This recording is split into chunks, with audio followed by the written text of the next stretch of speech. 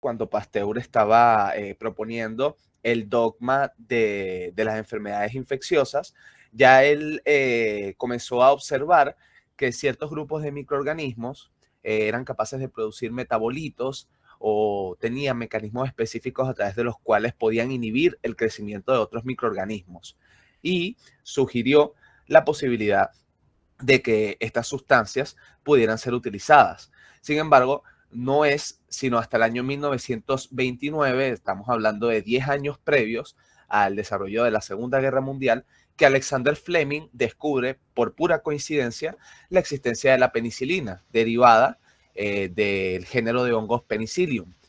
Fue un descubrimiento casual, pero que sin embargo significó en su momento una revolución absoluta dentro del mundo de la terapia farmacológica, ya que en ese momento pues no se contaba prácticamente o virtualmente con herramientas para combatir las enfermedades infecciosas de una forma tan específica. En aquel momento prácticamente la penicilina era la panacea de las enfermedades infecciosas, porque la mayoría de microorganismos eran susceptibles al efecto de la penicilina. No obstante, en la medida que ha ido avanzando el tiempo, por supuesto esto se ha complicado muchísimo, porque los microorganismos se adaptan como todo ser viviente quiere sobrevivir y comienzan a desarrollar mecanismos de resistencia que tratan de frenar el efecto de los antibióticos, y eso nos ha obligado a ir descubriendo con el tiempo cada vez más antibióticos. Por eso, en 1935, Domack, que es este señor que ustedes ven en la imagen, descubre el Prontosil. En líneas generales, el Prontosil era una sustancia que se encontraba en ciertos productos derivados del petróleo, y resultó ser que, por cierto, el Prontosil creo que se usaba como colorante, resultó tener ciertas propiedades antimicrobianas.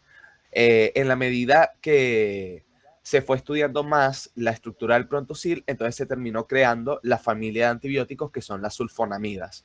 De allí en adelante, entonces se fueron descubriendo cada vez más antibióticos, que si la eritromicina, la streptomicina, el cloranfenicol, la vancomicina, y poco a poco se ha ido expandiendo el repertorio de antibióticos con el que contamos. Bien, entonces partiendo desde las generalidades, pues vamos a hablar un poco de conceptos básicos, sobre todo pues conceptos básicos que implican conocimiento microbiológico, ¿no? Entonces, desde lo más elemental, saber entonces que las bacterias son microorganismos procariontes, son células procariotas que se diferencian en gran medida de las células eucariotas. Que aquí a la izquierda en la imagen tenemos pues el esquema de lo que es una célula eucariota, y a la derecha tenemos el esquema de lo que es una célula procariota. Como muchos de ustedes muy probablemente ya saben, las células procariotas en líneas generales no tienen un citoplasma subdividido en compartimientos, como es el caso de las células eucariotas como las nuestras. En líneas generales ellos tienen, en primer lugar, no tienen núcleo, tienen su material genético disperso en el citoplasma, específicamente dentro de una región del citoplasma que viene siendo la región de ADN. Después de ello, pues tienen también distribuido a lo largo del citoplasma sus ribosomas, que son básicamente secuencias de ARN. Adicionalmente a ello, tienen su membrana plasmática. Fíjense que la membrana plasmática de las células procariotas tiene funciones especializadas bastante diferentes de las funciones que tiene nuestra membrana plasmática. En la célula eucariota, en líneas generales, la membrana plasmática cumple una única función, que va a ser la de separar el medio intracelular del medio extracelular. En el caso de las células procariotas es más complicado, debido a que incorporado dentro de esa membrana plasmática está la propia cadena de transporte de electrones, o sea, la respiración celular de la célula procariota ocurre en su membrana plasmática, a diferencia de cómo ocurre en las células eucariotas, que nosotros pues poseemos mitocondrias o cloroplastos, que son las que se encargan de realizar la respiración celular. Adicionalmente a ello, la propia membrana plasmática es capaz de crear estructuras especializadas como el mesosoma, que es lo que pueden observar acá, que está implicado como tal en el proceso de división, o también inclusive en la propia formación de esporas para aquellas bacterias que son formadoras de esporas. Otra particularidad que tienen las células procariotas es la capacidad de realizar, de crear plásmidos, que son cadenas de ADN extracromosómicas que pueden intercambiarse entre células procariotas.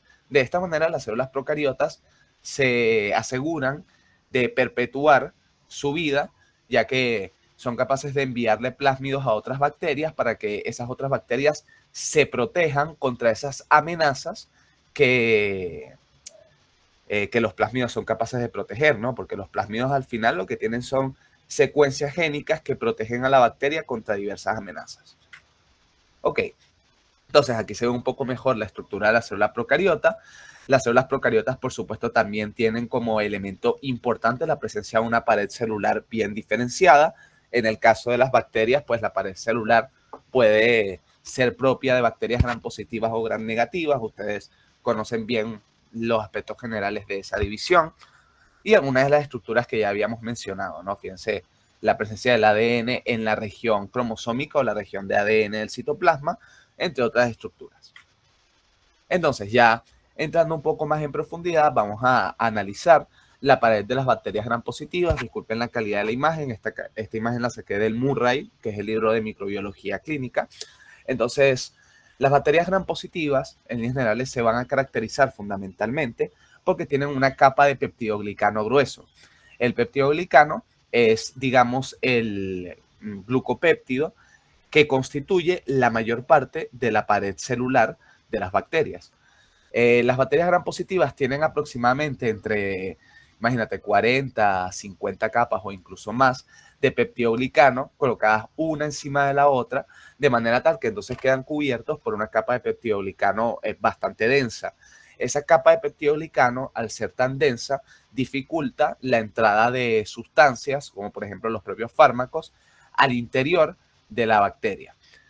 Por eso, en las bacterias gram positivas, pues en muchas ocasiones, uno de los antibióticos más útiles van a ser aquellos que actúen sobre la síntesis de pared bacteriana, porque la pared bacteriana es una de las cosas más características de las bacterias gram positivas. Fíjense otras estructuras diferenciadas que tienen las bacterias gram positivas en su pared, comenzando por el ácido lipoteicoico y el ácido teicoico. Recuerden que el ácido teicoico básicamente es el determinante antigénico fundamental de las bacterias gram positivas, o sea, es el que se va a unir a nuestros receptores de reconocimiento de patrones y que va a llevar a la activación de la respuesta inmunitaria. Y por otra parte, el ácido lipoteicoico, que tiene principalmente funciones estructurales y funciones de adherencia. Por debajo de la pared se va a encontrar la membrana plasmática, que en líneas generales, pues en estructura, es muy similar a la de nosotros, las células eucariontes, es decir, que va a ser una doble capa de fosfolípidos que tiene, por supuesto, colesterol integrado y que tiene sus proteínas estructurales. Las bacterias gram negativas, por otra parte, tienen una estructura más compleja. Las bacterias gram negativas, como ustedes ya saben, tienen una doble membrana, una membrana externa y una membrana plasmática, que sería la membrana interna, y entre ambas se encuentra el espacio periplásmico. El espacio periplásmico de las bacterias gram negativas es el que contiene el peptidoglicano. O sea, a diferencia de las bacterias gram positivas, el peptidoglicano no se encuentra en la parte externa. O sea, el peptidoglicano de la bacteria gram negativa no está expuesto al medio externo, sino que está metido dentro del espacio periplásmico y es, por supuesto, una capa delgada. Esa es la razón por la cual las bacterias gram negativas no se tiñen utilizando el violeta de genciana, porque tienen una capa muy delgada de peptidoglicano que después cuando uno hace el lavado desaparece. Entonces al final la bacteria se termina tiñendo es con safranina y queda ese color rojo. A diferencia de la bacteria gram positiva, que como tiene un peptidoglicano grueso y al final el peptidoglicano es lo que se une al violeta de genciana, entonces al final se terminan tiñendo de violeta, porque bueno, el violeta de genciana tiñe fuertemente a estas bacterias y no se desaparece con el lavado de la muestra. Otras estructuras particulares que tienen las bacterias gram negativas, las bacterias gram negativas son muy especiales, están muy bien organizadas desde el punto de vista de su membrana. Tenemos las proteínas porinas, disculpen, las proteínas porinas, tengo un chancecito.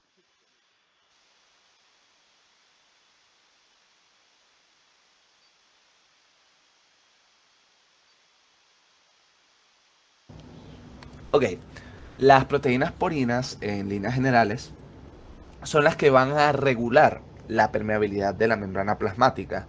A través de las proteínas porinas pasan principalmente pues, los nutrientes que utiliza la propia bacteria, pero también a través de las proteínas porinas pasan los antibióticos que después van a ejercer su mecanismo de acción sobre la bacteria.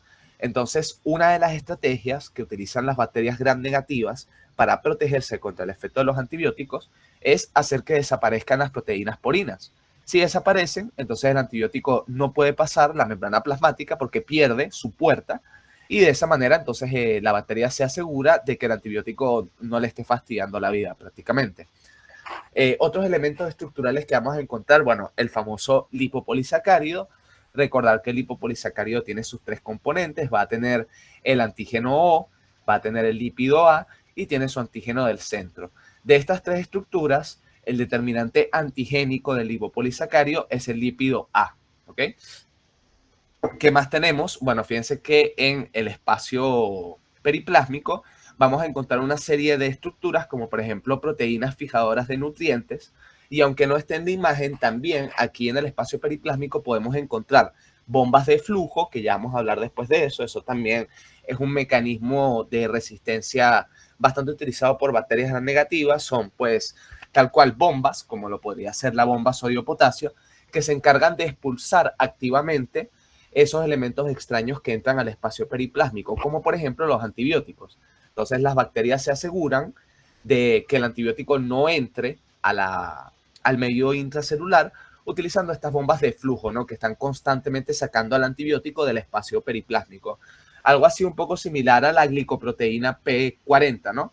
Que la tenemos nosotros los seres humanos y que en muchas ocasiones evita que se puedan absorber ciertos fármacos porque está constantemente bombeándolos de vuelta al tracto digestivo. Bueno, muy similar. También tenemos la existencia de proteínas que escinden la estructura del antibiótico, como son las beta-lactamasas. Las bacterias gram negativas generalmente tienen sus beta-lactamasas en el espacio periplásmico, a diferencia de las bacterias gram positivas, que más bien tienen las beta-lactamasas distribuidas en la adyacencia de su pared celular. Entonces, allí entra una particularidad, ya les voy a hablar un poquito más a profundidad cuando lleguemos a la parte de mecanismos de resistencia, pero las bacterias gram positivas comparten entre sí las betalactamasas, porque las betalactamasas están en el medio externo, o sea, están por fuera de la pared celular. Entonces, entre bacterias gram positivas que están muy juntitas una al lado de la otra, ellas comienzan a compartirse las betalactamasas y eso hace que las bacterias gram positivas, cuando actúan en conjunto, puedan desarrollar mecanismos de resistencia bastante potentes. Por ejemplo, muchos de ustedes han escuchado y muy probablemente lo vienen escuchando desde segundo año, la existencia del Staphylococcus aureus resistente a meticilina, el famoso SARM. Bueno, eso es una bacteria gram positiva que es extremadamente resistente. Las bacterias gram positivas tienen una gran capacidad de desarrollar resistencia precisamente porque ellas pueden actuar en forma de colmena, tienen muchas facilidades para hacerlo. Por ejemplo, el SARM tiene la capacidad, además de todo lo que les acabo de mencionar, tiene la capacidad de crear biofilm, de crear biopelícula. Entonces, al final, esas bacterias que se quedan dentro del biofilm comparten entre sí nutrientes, plásmidos, comparten beta-lactamasas y otros mecanismos de resistencia. Eso hace que sea muy difícil erradicar la infección. Otro gran ejemplo de un microorganismo que asusta mucho desde el punto de vista de la resistencia y que es gran positivo es Enterococcus, que tiene propiedades muy similares y las vamos a abordar después. Continuando un poco con la estructura de las bacterias gram negativas, la membrana plasmática en líneas generales no tiene elementos de relevancia que no hayamos mencionado ya. Y bueno, básicamente estos serían los puntos más fundamentales a tener en cuenta cuando hablamos de la pared de las bacterias gram positivas y gram negativas. Ok, entonces los antibacterianos, en líneas generales, los podemos clasificar de diversas formas. Tenemos en primer lugar, no lo incluí en esta clasificación porque lo vamos a abordar después, pero lo primero que generalmente estudiamos es el mecanismo de acción, ¿no? O sea, una forma de clasificar los antibacterianos es por medio del mecanismo de acción. Tenemos inhibidores de la síntesis de pared bacteriana, inhibidores de la subunidad ribosomal 50S, inhibidores de la subunidad 30S, inhibidores del ADN, entre otros. No lo coloqué aquí porque tengo una imagen esquemática más adelante que lo resume mejor. Aquí vamos a abordar otras clasificaciones que son un poco menos relevantes, porque digamos que para ustedes ahorita lo que más les interesa saber es cómo funciona cada uno de los antibióticos. Entonces les queda buenísima la clasificación según el mecanismo de acción, porque bueno, básicamente resume el mecanismo de acción de cada uno de los antibióticos. Estas otras clasificaciones son un poco menos importantes, porque bueno, quizá desde el punto de vista didáctico no ayudan tanto, pero siempre es importante conocerlas, ¿no?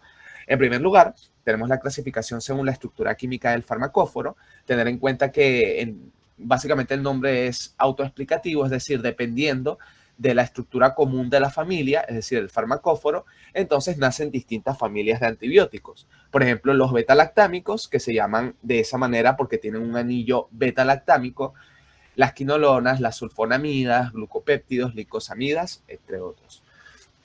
Según el efecto del antibiótico, esta clasificación es importante, los antibióticos pueden clasificarse en bactericidas o bacteriostáticos.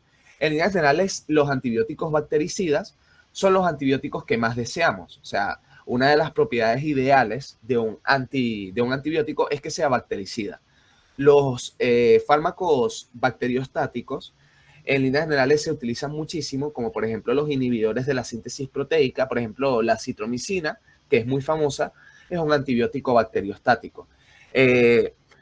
Los antibióticos bacteriostáticos pueden acarrear ciertos problemas, sobre todo si se colocan en terapia combinada con antibióticos bactericidas, y ya vamos a hablar un poco de eso, pero siguen siendo necesarios dentro de la práctica diaria, sobre todo porque muchos antibióticos bacteriostáticos tienen efectos deseables, como por ejemplo efecto inmunomodulador, como ocurre en el caso de la citromicina, o efecto posantibiótico. Muchos tienen efecto posantibiótico, que también es muy deseable. Ya vamos a hablar de eso. Fíjense que aquí les coloco algunos ejemplos. Fíjense, de antibióticos bactericidas, los betalactámicos, los aminoglicósidos o las quinolonas. Y entre los bacteriostáticos, por ejemplo, los macrólidos y las tetraciclinas, que son ambos inhibidores de la síntesis proteica. Según la clase y espectro antimicrobiano, esto es un poquito, digamos que clásicamente solemos clasificar mucho a los antibióticos en si son de amplio espectro, espectro intermedio o bajo espectro, pero en la práctica clínica estos conceptos están muy tergiversados. O sea, muchas veces dicen, no sé, ese es un antibiótico de amplio espectro, y verdaderamente no es un antibiótico de amplio espectro. O sea, en verdad se ha perdido mucho el significado de estos términos, pero se los traigo acá para que los tengan en cuenta. Fíjense, los antibióticos de amplio espectro van a ser aquellos que afectan tanto a gram positivos como a gram negativos. Por ejemplo, un antibiótico de amplio espectro podría ser las cefalosporinas de primera generación. Las cefalosporinas de primera generación abarcan tanto gram positivos como gram negativos. Son antibióticos de amplio espectro. Sin embargo, en la práctica clínica muy a menudo dicen, no, las cefalosporinas de primera generación son antibióticos de bajo espectro. Y no sé por qué lo dicen, porque la realidad es que son de amplio espectro. El hecho de que sean antibióticos muy viejos y que sean de primera generación no significa que no sean de amplio espectro, ¿ok? De espectro intermedio afectan a grupos de gram positivos o gram negativos, es decir, por ejemplo, un antibiótico que actúa sobre cocos y sobre bacilos gram positivos. Ese es un antibiótico de espectro intermedio. No está actuando sobre gram positivos y gram negativos al mismo tiempo, pero dentro de los gram positivos actúa sobre grupos distintos, en este caso cocos y bacilos. Un antibiótico de bajo espectro va a ser aquel que, además de que actúa solamente sobre gram positivos o sobre gram negativos, actúa solamente sobre un grupo de esos microorganismos. Por ejemplo, un antibiótico que solo actúa sobre cocos gram positivos específicamente, un antibiótico que solo actúa sobre bacilos gram negativos, etc. Ok, esta es la clasificación que les dije que les debía. Es la clasificación con respecto al sitio de acción de los antibióticos. Fíjense que el primer punto en el que ustedes van a entrar ahorita cuando estudien antibióticos, específicamente cuando vean beta-lactámicos, va a ser los inhibidores de la síntesis de pared, porque los beta-lactámicos entran en este grupo. Fíjense, penicilinas, eso es un beta-lactámico, cefalosporinas, eso es un beta-lactámico, carbapenémicos, eso también es un beta-lactámico. La vancomicina no entra dentro de este grupo porque la vancomicina es un glucopéptido, pero independientemente de, tengan en cuenta que estos son los antibióticos que inhiben la síntesis de pared. Tenemos los que actúan sobre el metabolismo del ácido fólico. En este caso tenemos el trimetoprim sulfametoxazol. En líneas generales, todas las sulfonamidas Por ejemplo, la sulfadiazina, la sulfadoxina. Estoy segurísimo de que más de uno aquí ha utilizado alguna vez sulfadiazina de plata para una quemadura. Esos antibióticos actúan más bien sobre el metabolismo del ácido fólico, inhiben la síntesis del tetrahidrofolato y de esa manera terminan actuando sobre la síntesis del ADN, porque el tetrahidrofolato es necesario para la síntesis de purinas en líneas generales. Tenemos los inhibidores del ADN. Tenemos, por ejemplo, los que actúan sobre el ADN girasa. Aquí entran fundamentalmente las quinolonas. Los que actúan sobre la síntesis proteica, bueno, aquí tenemos tetraciclinas, macrólidos, inclusive los propios aminoglicósidos. Sin embargo, los aminoglicósidos tienen la gran particularidad, y esto lo pueden ir anotando y tenerlo como dato clave. Los aminoglicósidos son el único inhibidor de la síntesis proteica que tiene actividad bactericida. Y cuando vean la clase con la doctora Elizabeth, van a entender por qué específicamente los aminoglicósidos tienen efecto bactericida, porque ellos tienen una particularidad adicional que hace que tengan ese efecto. Y algunos que inclusive actúan directamente sobre la membrana celular, como las polimixinas, porque las polimixinas, que esto lo verán en la clase de macrólidos con la doctora Ingrid, son moléculas anfipáticas, muy similar a las sales biliares o los detergentes. Entonces ellas lo que hacen es que disuelven la membrana plasmática, como lo haría, por ejemplo, un detergente. De esa manera terminan produciendo la lisis bacteriana. El gran problema de las polimixinas es que, como son moléculas anfipáticas, son moléculas polares y están cargadas, y por lo tanto no se absorben por la vía oral. Entonces hay que buscar medios parenterales para la administración de polimixinas. Sería principalmente uno de los grandes problemas. Eso se los adelanto para que vean que aquí en esta unidad, la parte farmacocinética, es muy importante.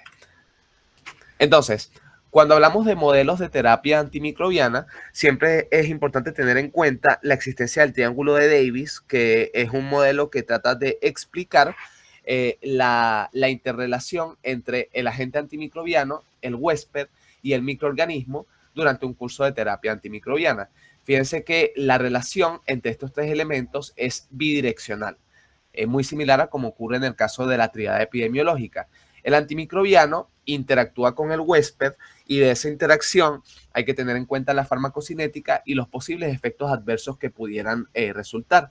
El huésped interactúa con el microorganismo y esto lleva entonces al estado de infección y de inmunidad.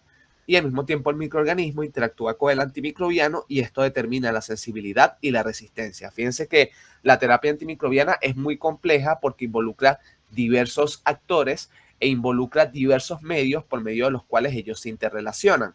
Entonces siempre hay que tener en cuenta muchos apartados cuando elegimos un antibiótico o directamente cualquier antimicrobiano para tratar a nuestro paciente. Por ejemplo, si yo tengo un microorganismo que está en el hueso, porque nuestro paciente tiene osteomielitis aguda, por poner un ejemplo, entonces yo tengo que elegir un antibiótico que llegue bien a ese tejido. Yo no puedo elegir un antibiótico que tenga un bajo volumen de distribución, porque necesito que llegue al compartimiento periférico profundo, que es donde se encuentra precisamente el hueso.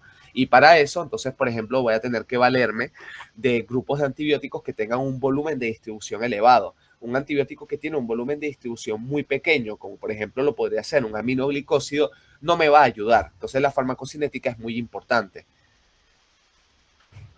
Entonces, haciendo énfasis una vez más, y se los pongo en grande, siempre hay que hacer énfasis en la farmacocinética. ¿Por qué? Porque la susceptibilidad de un antimicrobiano requiere de la selección adecuada del agente, es decir, que el antimicrobiano que yo estoy indicando sea adecuado para ese microorganismo. Por ejemplo, no voy a mandar un antibiótico que es mejor para gram negativos a un individuo que tiene una infección por Staphylococcus aureus.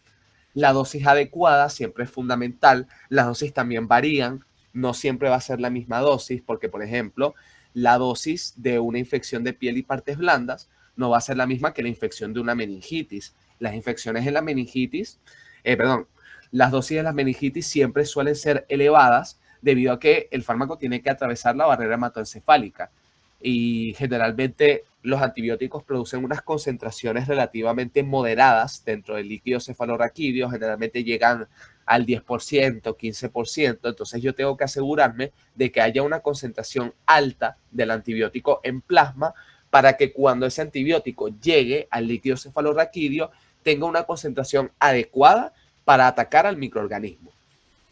La duración del tratamiento también es fundamental. Subtratar una enfermedad realmente tiene consecuencias catastróficas porque le das la oportunidad al microorganismo de que desarrolle resistencia secundaria o adquirida, ya vamos a hablar de eso.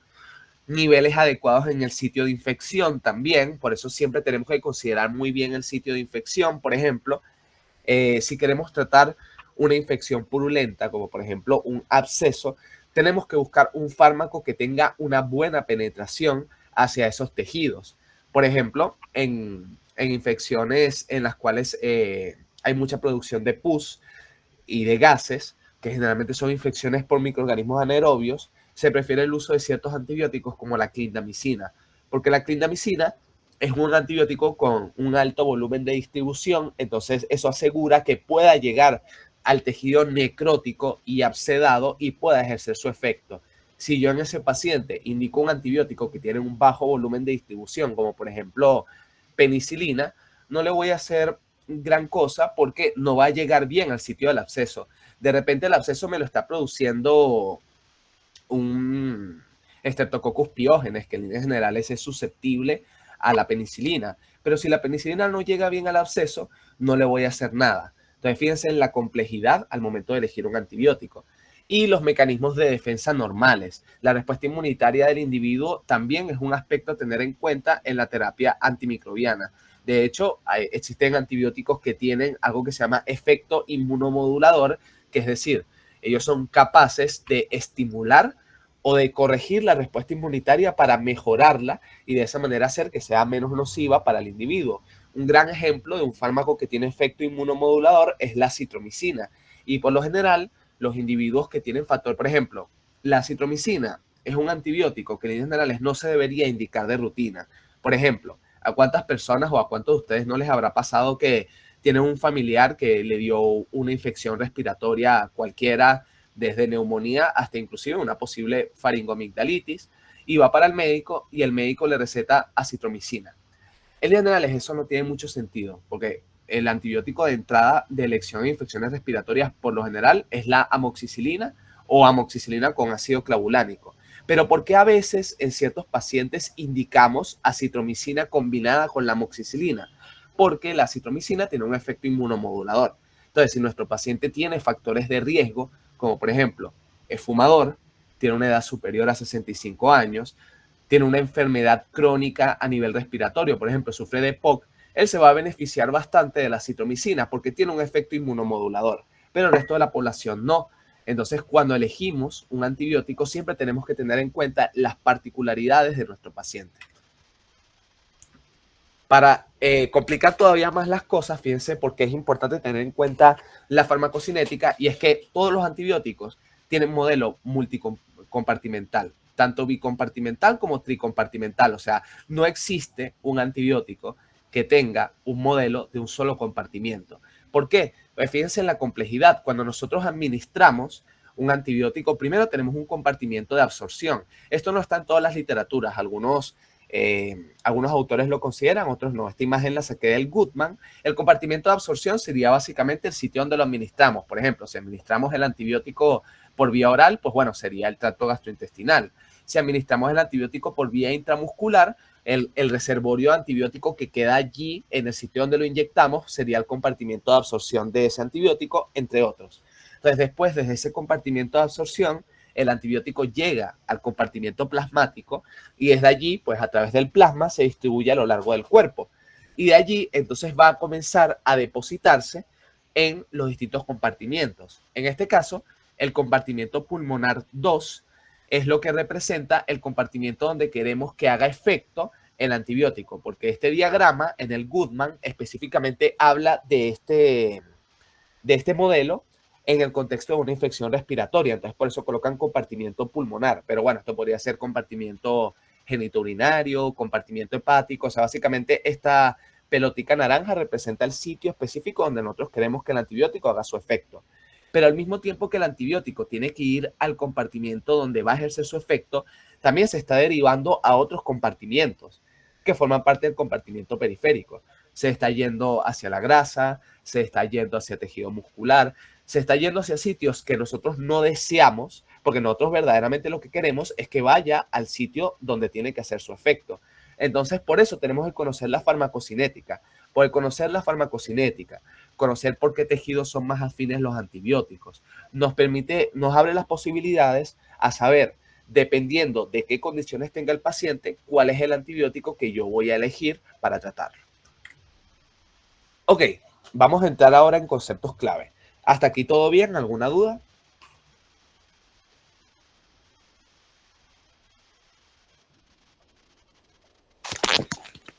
Todo bien. Ok. Entonces, en conceptos clave, necesito que ustedes se memoricen muy bien todos estos conceptos, no solamente porque posiblemente sean preguntas de examen, sino porque en líneas generales son importantes para la vida. Estos conceptos ustedes los van a usar de herramienta para poder entender después todo lo que van a ir viendo en la unidad. Lo primero, un concepto que se va a quedar con ustedes toda la carrera, lo que les queda de carrera, es el concepto de concentración mínima inhibitoria o CMI. Fíjense que el concepto en líneas generales es algo sencillo, básicamente la concentración mínima del fármaco que yo necesito para inhibir su crecimiento, pero tiene una definición muy específica que es la mínima concentración del antibiótico capaz de inhibir el crecimiento de 10 a las 5 bacterias en un mililitro de cultivo tras 18 a 24 horas de incubación. ¿A qué les recuerda este concepto? ¿Alguna vez han leído un concepto similar que sea una cosa así de 10 a las 5 bacterias en un mililitro de cultivo? Los que están en medicina interna, ¿alguna vez han escuchado un concepto que es más o menos similar, que tiene que ver con infecciones urinarias?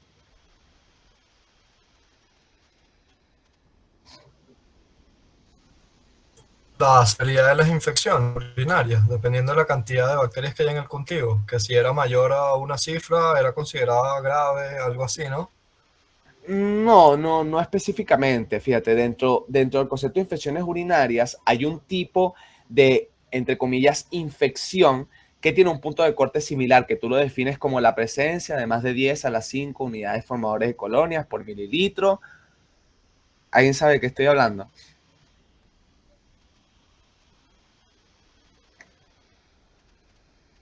Es el concepto de bacteriuria asintomática. La presencia de más de 10 a las 5 unidades formadoras de colonias por mililitro en un paciente que no tiene síntomas de infección urinaria. O sea que al final el punto de corte que usamos para concentración mínima inhibitoria es el mismo que utilizamos para bacteriuria asintomática. Por lo general es en ese punto en el que uno considera que el crecimiento bacteriano es significativo. Básicamente es por eso. Entonces se los dejo como dato para que sepan que si ya se saben el concepto de bacteriuria asintomática, pues lo pueden extrapolar al de concentración mínima inhibitoria para acordarse siempre del punto de corte. La concentración mínima bactericida es prácticamente lo mismo, o sea, es la mínima concentración del antibiótico, pero en este caso capaz de producir la muerte, o sea, no capaz de inhibir el crecimiento, capaz de producir la muerte de 10 a las 5 unidades formadoras de colonias en un mililitro de cultivo tras 18 a 24 horas de incubación. ¿Por qué es importante saber esto? Bueno, porque existen estos conceptos clave. El primero de ellos es la relación concentración máxima CMI. ¿Alguien se acuerda qué es concentración máxima? Que esto lo vimos en farmacocinética.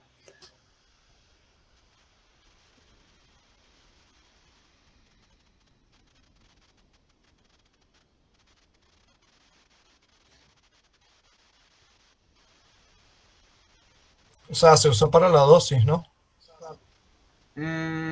¿Cómo así? O sea, eso ibas viendo, dependiendo de lo que tú ibas administrando de fármaco, cuál era la dosis máxima que podías administrar de el mismo y podías ver que si los efectos adversos y todas estas cuestiones.